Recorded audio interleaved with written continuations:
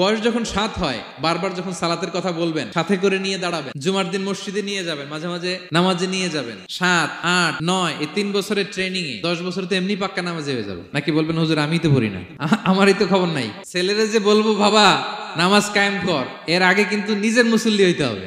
নামাজের ব্যাপারে no consideration, কোনো ছাড় নাই। সালাত আপনাকে পড়তেই হবে যে কোনো পরিস্থিতিতে।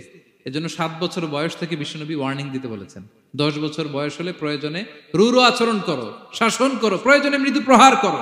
অনেক ফ্যামিলি আছে নিজেও নামাজি, ছেলে মেয়েদেরকেও নামাজের কথা বলে পড়ায়। জোহর পড়তে দেয়, আসর পড়তে দেয়, মাগরিব পড়তে দেয়, এশা পড়তে দেয়, ফজর পড়তে দেয় না। ফজর নিয়ে টেনশন নাই। কেন?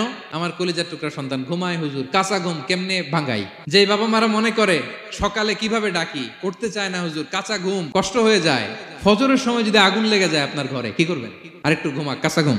দুনিয়ার আগুন থেকে রক্ষা করার জন্য যেমনি ডাকেন, উঠায় নিয়ে আসেন, জাহান্নামের কঠিন আগুন থেকে বাঁচানোর জন্য ফজরের সময়ও ডাকার দরকার আছে না নাই?